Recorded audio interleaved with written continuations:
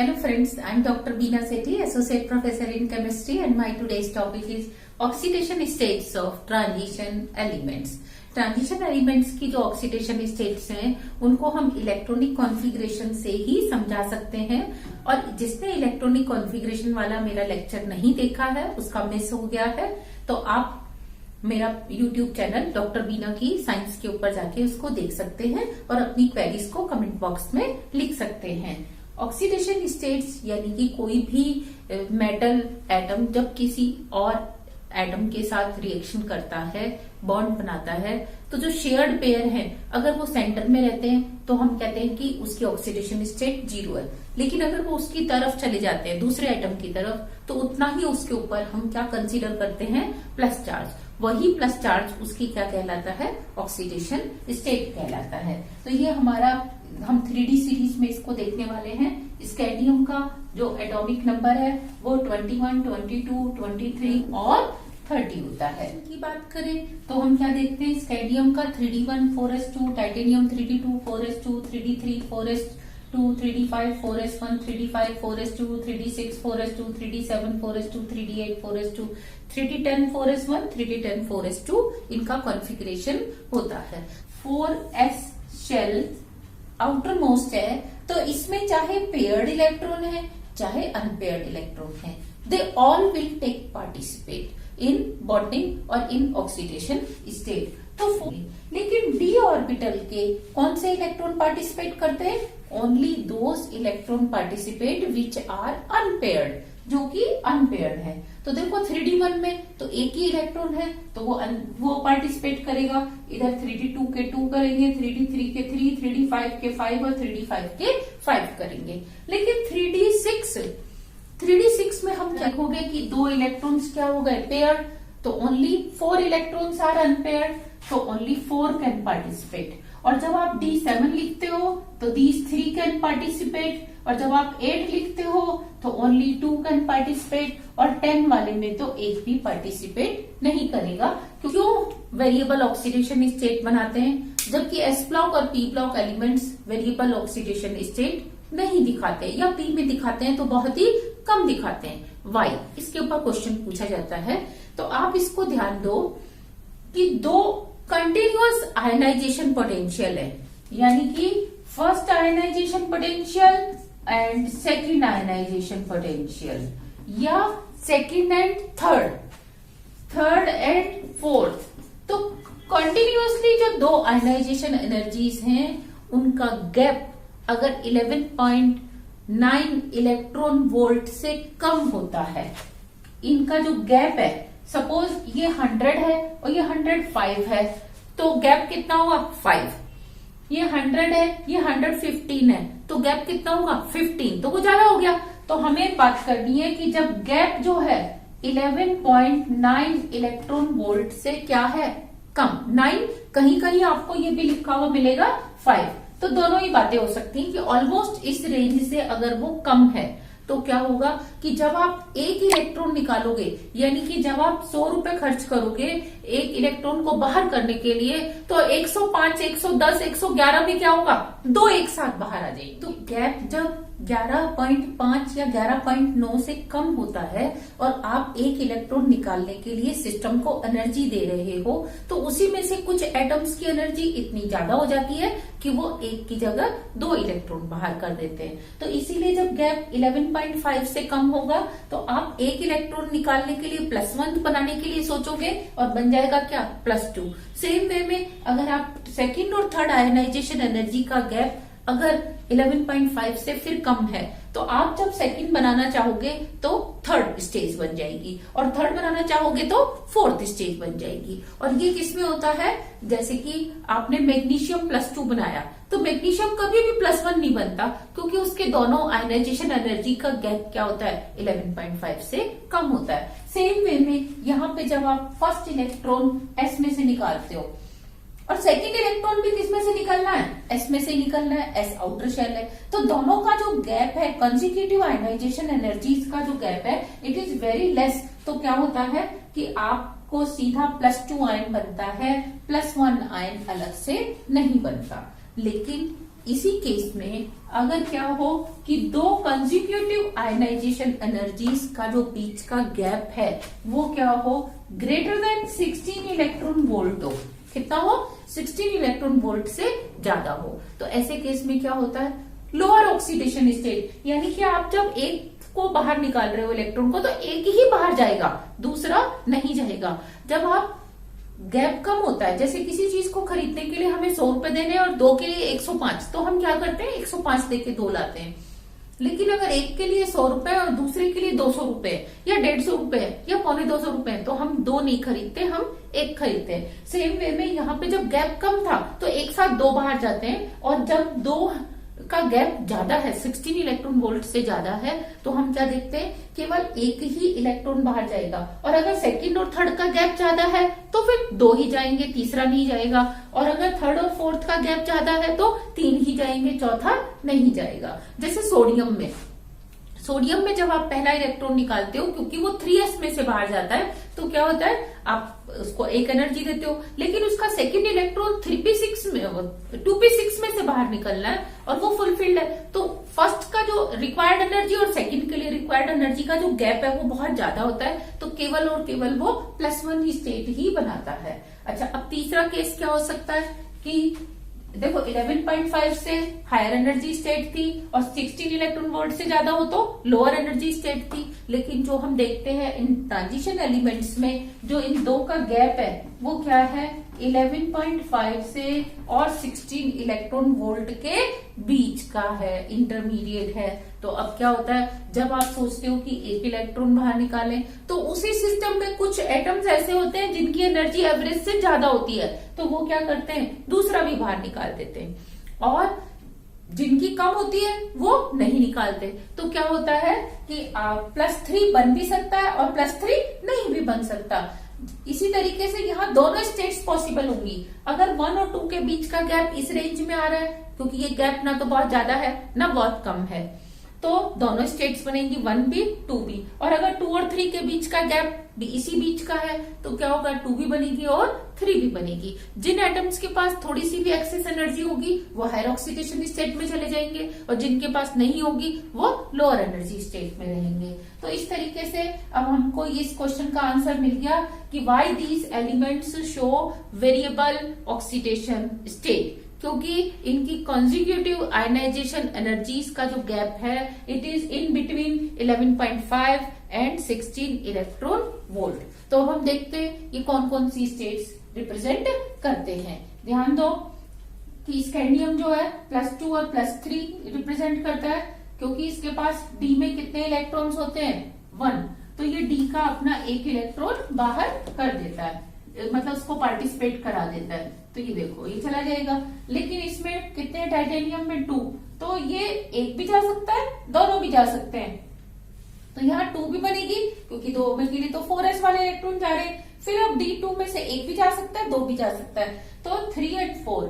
फिर इसमें 2, 3, 4, 5 स्टेट बनेगी, क्योंकि इसके पास 2 s में है और 3 किसमें है, D में। और अगर हम मैग्नीज की बात करें तो मैग्नीज में क्या, क्रोमियम की बात करें तो s में 1 है। अब देखो एक इलेक्ट्रॉन है तो खाली वही निकलेगा, तो कौन सी स्टेट बनती है, 4s1 बनती है। और अगर D के एक एक करके बाहर जाते हैं तो कौन सी स्टेट तक पहुंच जाते हैं, +6 तक पहुंच जाते हैं। मैग्नीज में अगेन +2 है और D में 5 है, तो ये +7 तक जाता है, मैंने साइड में लिखा है +7। और अगर हम आयन की बात करें तो आयन में क्या होता है, D6। अब D6 का मतलब क्या होगा, ओनली 4, तो 4 जाएंगे तो ये हो जाएगा 2 से लेके 6 तक। और कोबाल्ट में D7 है तो ओनली 3, तो ये हो जाएगा 2 से लेके 5 तक। पर 5 वाली इसकी ऑक्सीडेशन स्टेट बनती नहीं है, क्योंकि यू नीड मोर एनर्जी, और वो उतनी एनर्जी हम दे नहीं पाते। आप चाहो तो लिख भी सकते हो और चाहो तो छोड़ भी सकते हो। नेक्स्ट निकिल की बात करें तो उसमें 2 ही इलेक्ट्रॉन पार्टिसिपेट करते हैं, तो 2, 3, 4। और कॉपर में देखो फिर D10 के बाद क्या है, एक इलेक्ट्रॉन 4s में है, तो अगर ये एक ही इलेक्ट्रॉन जाएगा तो कौन सी स्टेट बनेगी, +1। और D10 है, हालांकि इसमें से इलेक्ट्रॉन नहीं निकलना चाहिए, लेकिन हम क्या देखते हैं 29 प्रोटॉन्स का अट्रैक्शन इतना ज्यादा नहीं होता कि ये जो इलेक्ट्रॉन हम कहते हैं कि 4s का d में गया था, तो वो कभी d में और कभी s में, दोनों में रहता है। तो हम क्या देखते हैं कि वो इलेक्ट्रॉन कभी कभी s में आ जाता है और वो भी पार्टिसिपेट कर लेता है, और इसकी कौन सी स्टेट बन जाती है, +2। लेकिन हम बात करें जिंक की, जिंक क्यों नहीं बनाता +3? बिकॉज जिंक में अब 30 प्रोटॉन्स हैं, 30 प्रोटॉन्स, और न्यूक्लियस में कौन सा अट्रैक्शन आ गया, +2 और D10 और 30 प्रोटॉन्स के सामने D10 को ब्रेक करना मुश्किल है, यू नीड मोर एनर्जी। जबकि यहाँ पे 29 प्रोटॉन +1 चार्ज और D10, तो यहाँ पे वो कंपैरेटिवली ब्रेक हो जाता है और आपको +2 ऑक्सीडेशन स्टेट भी मिलती है। इसके बाद हम देखते हैं कि इतनी जो हमने ऑक्सीडेशन स्टेट्स लिखी ट्रांजिशन एलिमेंट्स की, क्या ये सारी स्टेबल है, क्या ये इक्वली स्टेबल है, या इनमें कोई कम या कोई ज्यादा स्टेबल है? तो अब हम इसमें सेलेक्ट करेंगे कि कौन सी स्टेट्स जो है अनस्टेबल हैं। तो सबसे पहले अनस्टेबल के लिए बात करो तो मैं आपको बता दूं कि इनमें से एक भी स्टेट ऐसी नहीं है जो अनस्टेबल हो। क्यों? क्योंकि जो अगर अनस्टेबल होती तो वो यहाँ पे लिखी ही नहीं होती। जो जितनी भी लिखनी है ये वाली सारी स्टेट्स क्या है, स्टेबल स्टेट्स हैं। तो ध्यान दो कि अनस्टेबल स्टेट एक भी नहीं है यहाँ पे। अब हम बात करेंगे मोस्ट स्टेबल। मोस्ट स्टेबल में क्राइटेरिया क्या रहेगा? मोस्ट स्टेबल में क्राइटेरिया रहेगा कि उसका कॉन्फ़िगरेशन या तो D0 होना चाहिए, या D5 होना चाहिए, या D10 होना चाहिए। तो अब देखो स्कैंडियम +2 का कॉन्फ़िगरेशन, +2 का क्या कॉन्फ़िगरेशन होगा, 3D1, क्योंकि 4s में से 2 जाएंगे, और +3 का कॉन्फ़िगरेशन क्या होगा, 3D0। तो इसका मतलब इसकी +3 स्टेट जो है ज्यादा स्टेबल है।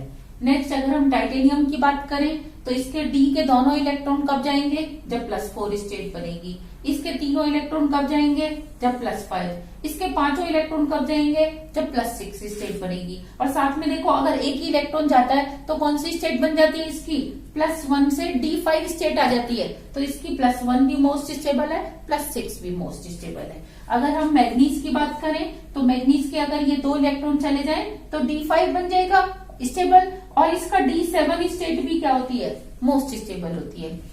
आयन की बात करें तो +3 स्टेट में क्या होगा, D5, 2 S में से और 1 D में से जाएगा, तो पीछे कौन सा कॉन्फ़िगरेशन बचेगा, D5। D5 क्या होगा, हाफ फिल्ड होने से स्टेबल होगा।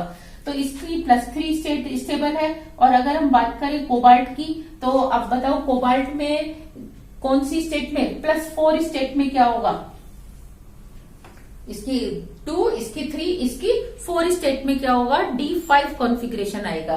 नेक्स्ट अगर हम बात करें निकिल की, तो बताओ निकिल में कौन सी स्टेट स्टेबल होगी, कोई सी भी नहीं। वाई? क्योंकि +2 में D8 है, +3 में D7 है, +4 में क्या है, D6। तो इसकी एक भी स्टेट ऐसी नहीं है जिसमें D0, D5 या D10 कॉन्फ़िगरेशन होता हो। तो इसकी एक भी स्टेट मोस्ट स्टेबल नहीं है। मैं बात कर रही हूँ मोस्ट स्टेबल की, स्टेबल की नहीं, या मीडिएट स्टेबल की नहीं, मोस्ट स्टेबल नहीं है।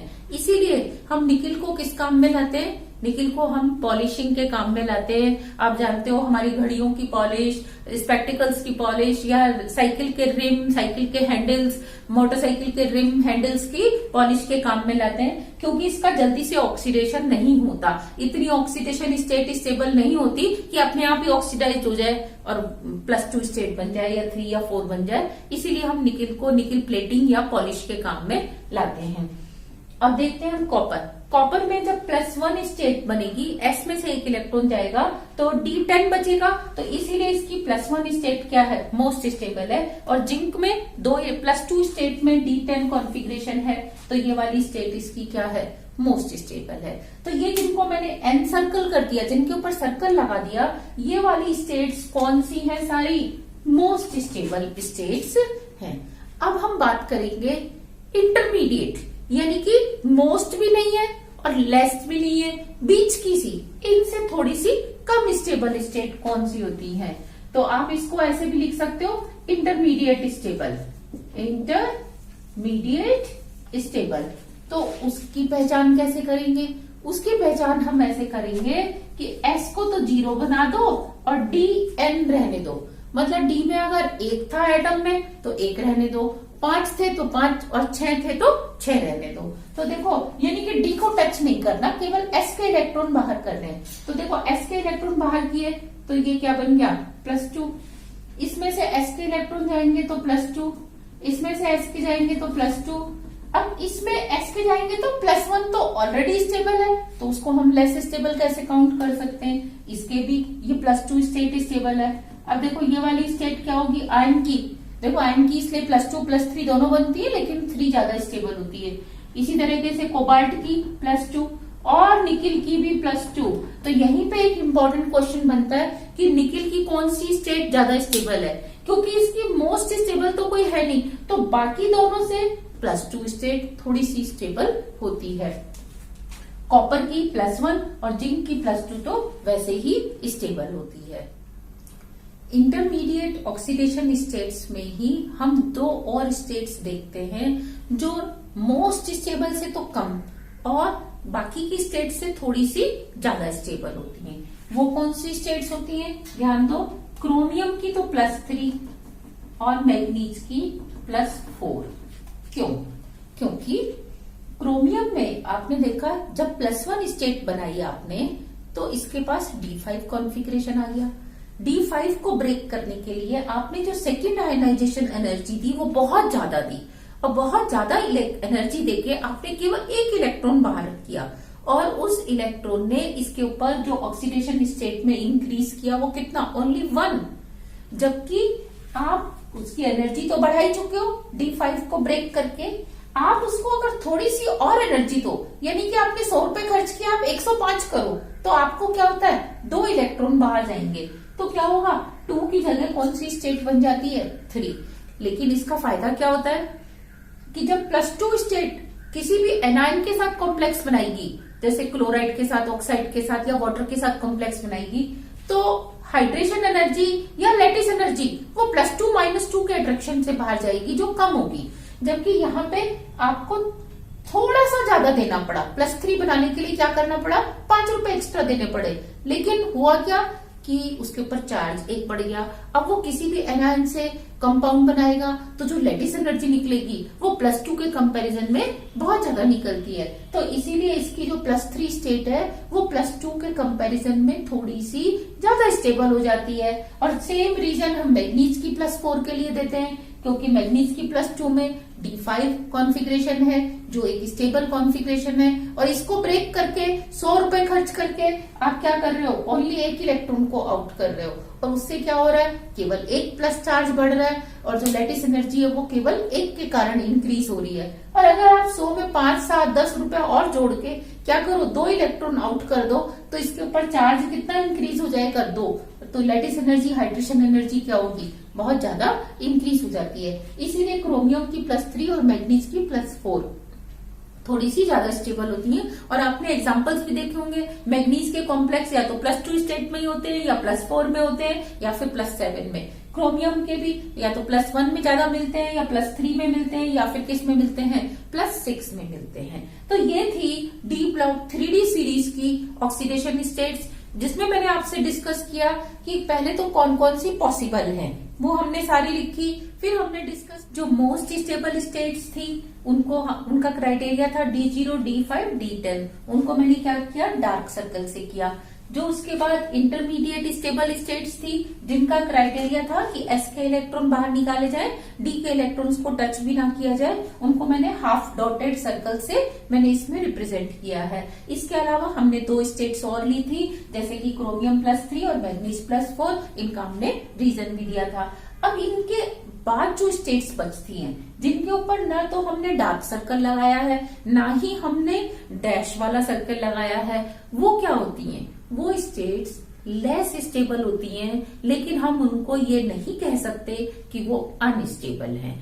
अनस्टेबल कौन सी स्टेट्स होंगी, उनको इसमें लिखा ही नहीं गया। जैसे यहाँ पे +1 को नहीं लिखा, यहाँ हमने +5 नहीं लिखा, यहाँ हमने +3 नहीं लिखा। तो जो अनस्टेबल वर्ड है वो हमने तब यूज करना है जो कि लिखी ही नहीं गई।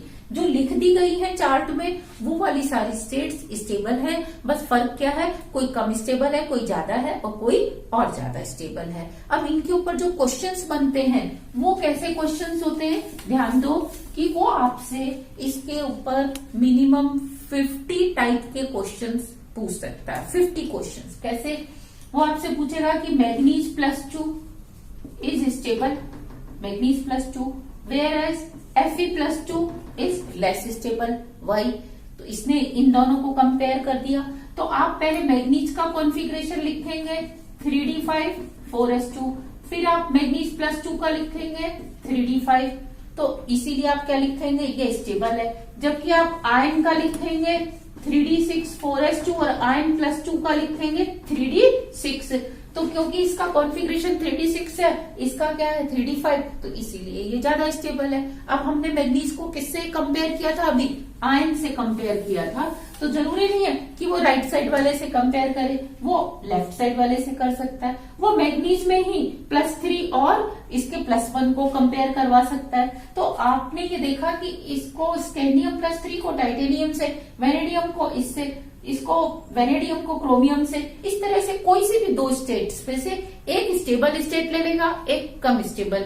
अगर एक ही एलिमेंट की लेगा जैसे स्कैंडियम +2 और स्कैंडियम +3, तो आपको इन क्वेश्चंस को सॉल्व करने से पहले हमेशा एटम का कॉन्फ़िगरेशन लिखना है कि मेटल का क्या है, फिर उसकी दोनों स्टेट्स का लिखो। मेटल जैसे +2 और मेटल +3 को पूछा है तो दोनों का कॉन्फ़िगरेशन लिख के और फिर आपने बताना है कि भाई इसमें D0 आ रहा है या D5 आ रहा है या D10। तो आप खुद इमेजिन कर सकते हो इसमें से एक बहुत बड़ा नंबर ऑफ क्वेश्चंस सेट हो सकता है। इसी तरीके से वो इंटरमीडिएट स्टेबल वाली स्टेट्स को भी दूसरी स्टेट से क्या कर सकता है, कंपेयर कर सकता है। Hope you are getting my point कि मैं आपसे क्या कहना चाह रही हूँ। इसके बाद हम क्या देखते हैं, 4D और 5D सीरीज की ट्रांजिशन सीरीज हैं उनकी कौन कौन सी ऑक्सीडेशन स्टेट्स होती हैं। These are the oxidation states shown by 4D series. 4D series के जो एलिमेंट्स हैं उनकी भी जो कॉमन ऑक्सीडेशन स्टेट है, वैसे तो +2 है ज्यादातर में, लेकिन फिर भी हम क्या देखते हैं, कुछ एलिमेंट्स ऐसे हैं जो +2 नहीं बनाते, क्योंकि वही थर्मोडायनेमिक स्टेबिलिटी का कारण आ जाता है कि अगर आपने एक इलेक्ट्रॉन और निकाला और उसको ज्यादा लैटिस एनर्जी बाहर निकली उससे, तो वो स्टेट ज्यादा स्टेबल होती है। साथ में हम यहाँ क्या नोटिस करते हैं कि कुछ एलिमेंट्स जैसे रुथीनियम है, ये हायर ऑक्सीडेशन स्टेट भी शो करते हैं, जबकि 3D सीरीज की जो मैक्सिमम ऑक्सीडेशन स्टेट थी वो +7 थी। यहाँ पे हम +8 तक देखते हैं। इसका कारण ये है कि जो 3D सीरीज के एलिमेंट्स हैं उनका साइज छोटा होता है, 4D का बड़ा होता है, तो इसमें न्यूक्लियस से आउटर मोस्ट इलेक्ट्रॉन का अट्रैक्शन कम होता है, तो हम इनको आसानी से निकाल सकते हैं और ये बाहर चले जाते हैं तो इनकी हायर ऑक्सीडेशन स्टेट भी पॉसिबल हो जाती है। इसमें भी जो स्टेट्स मैंने ब्रैकेट में लिखी है ये वाली स्टेट्स कम स्टेबल हैं और जो बाकी की स्टेट्स हैं वो ज्यादा स्टेबल है। रीजन वही है कि भाई उनमें थर्मोडायनेमिकली कम स्टेबिलिटी आती है। And these are oxidation states shown by 5D series element. 5D series elements में हमने lanthanum, hafnium, tantalum, tungsten, rhenium, osmium, iridium, platinum, gold and cadmium को लिया है।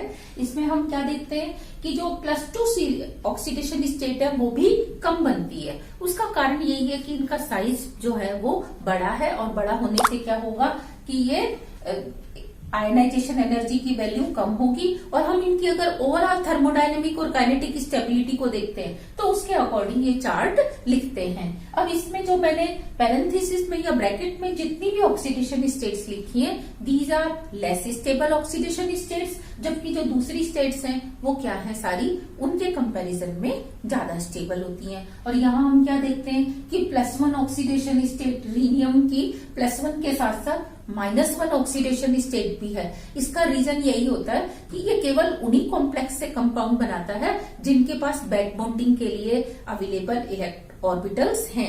तो ये एक साइड इलेक्ट्रॉन लेता है, दूसरी साइड से उसको देके स्टेबलाइज कर लेता है। तो यहाँ हम बहुत सारे कंपाउंड्स के ऐसे देखते हैं जो 0, +1 या -1 ऑक्सीडेशन स्टेट में भी कॉम्प्लेक्स बनाते हैं। उसका रीजन यही होता है कि मेटल क्या करता है, लिगेंड से एक तरफ तो लेता है, दूसरी तरफ अपने एक्स्ट्रा इलेक्ट्रॉन्स को बैक बॉन्डिंग से लिगेंड में दे देता है और स्टेबिलिटी आ जाती है। आयनाइजेशन एनर्जी और इलेक्ट्रोड पोटेंशियल, ये दो मेन फैक्टर होते हैं स्टेबिलिटी ऑफ ऑक्सीडेशन स्टेट के, कि कोई भी स्टेट जो है वो ऑक्सीडेशन स्टेट स्टेबल होगी या नहीं। ये दो फैक्टर्स पे डिपेंड करता है। थर्मोडायनेमिक स्टेबिलिटी जो है मेनली डिपेंड करती है आयनाइजेशन एनर्जी पे। तो यहाँ आप एग्जांपल से देख सकते हैं कि निकिल और प्लेटिनम, दो एग्जांपल लिए मैंने, दोनों सेम ग्रुप के हैं, सेम कॉन्फ़िगरेशन है। अगर निकिल की +1 मतलब फर्स्ट आयनाइजेशन एनर्जी और सेकेंड आयनाइजेशन एनर्जी का हम टोटल देखते हैं तो it is 2.49 into 10⁻³ kilo joule per mole, जबकि इसका थर्ड और फोर्थ आयनाइजेशन एनर्जी का सम 8.80 है।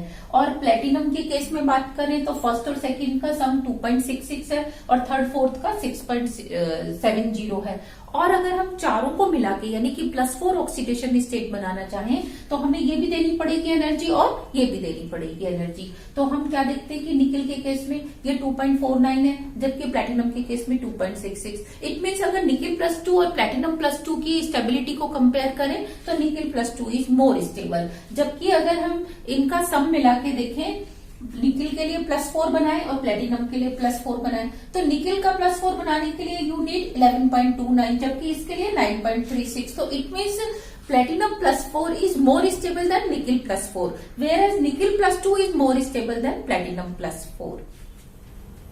स्टेबिलिटी ऑफ ऑक्सीडेशन स्टेट का जो सेकंड फैक्टर है वो क्या है, इलेक्ट्रोड पोटेंशियल। जिसका इलेक्ट्रोड रिडक्शन पोटेंशियल जितना कम होगा वो स्टेट क्या होगी, उतनी ही ज्यादा स्टेबल होती है। तो जैसे हम यहाँ बात करें कॉपर +1 जो एक्वस है वो इलेक्ट्रॉन लेके कॉपर सॉलिड में जाता है, या कॉपर +2, तो हम क्या देखते हैं, इसके लिए 0.52 वैल्यू है, रिडक्शन की रिएक्शन हो रही है, इसके लिए भी रिडक्शन है, इसके लिए 0.34 है। तो क्योंकि ये 0.34 वोल्ट वैल्यू कम है, इसीलिए हम क्या देखते हैं कि कॉपर +2 जो है वो मोर स्टेबल है, किससे, कॉपर +1 से। और वैसे भी जो किसी भी मेटल का, जैसे हमने ये मेटल लिया और इसको हम एक्वस स्टेट में लेके जा रहे हैं, तो जो एनर्जी चाहिए, ये एनर्जी जितनी कम होगी वो ऑक्सीडेशन स्टेट उतनी ही ज्यादा स्टेबल होगी। और ये एनर्जी कितनी फैक्टर्स पर डिपेंड करती है कि पहले हमें इस मेटल सॉलिड को सब्लिमेशन एनर्जी देके क्या करना पड़ता है, गैसियस स्टेट में लाना पड़ता है। फिर हम इसको आयनाइजेशन एनर्जी देते हैं तो ये क्या होती है, मेटल आयनिक स्टेट में आती है। फिर इसके पास क्या होता है, जब वाटर मॉलिक्यूल्स ऐड होते हैं तो हाइड्रेशन एनर्जी के बराबर एनर्जी बाहर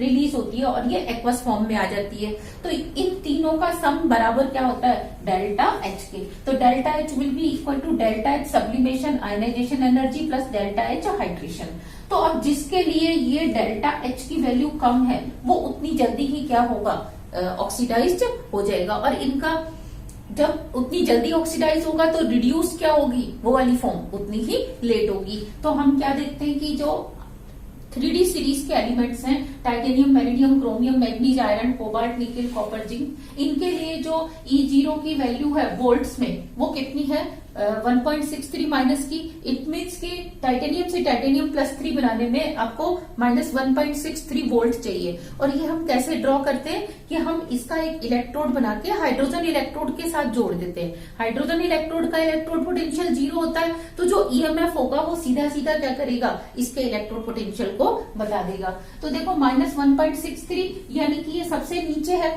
फिर वेनेडियम का -1.2, ये उससे थोड़ा ऊपर है, क्रोमियम का और ऊपर है। तो हम क्या देख रहे हैं कि माइनस की वैल्यू धीरे धीरे कम होती जा रही है। लेकिन कॉपर के केस में ये क्या होती है, पॉजिटिव होती है। तो इसका एक एबनॉर्मल बिहेवियर है, ये कॉपर के केस में कम होती है, क्योंकि कॉपर के केस में जो हम यहाँ सब्लिमेशन एनर्जी देते हैं ये कंपनसेट नहीं हो पाती इससे, हाइड्रेशन एनर्जी से, तो ये ज्यादा ही रहती है, तो ये पॉजिटिव इलेक्ट्रोड पोटेंशियल आता है। और नहीं, और जिंक के केस में आप देखो जब ये ट्रेंड माइनस में कम हो रहा था तो इसका भी क्या होना चाहिए था, कम होना चाहिए था, यानी कि वैल्यू 0.25 से और कम आनी चाहिए थी। लेकिन इसकी वैल्यू थोड़ी सी क्या आती है, ज्यादा आती है। वाई, क्योंकि जिंक के केस में ये एनर्जी, सब्लिमेशन एनर्जी बहुत कम है। तो ये वैल्यू कम होने से इसकी ओवरऑल जो वैल्यू है ये तो सबके बराबर ही है, तो यहाँ पे आपको क्या मिलता है, नेगेटिव रिजल्ट मिलता है। तो ये थी oxidation states of 3D series, 4D series and 5D series. If you have any doubt, any query, you can write in my comment box. I will try to solve your queries also, and my YouTube channel is doctor Bina की science. Thank you.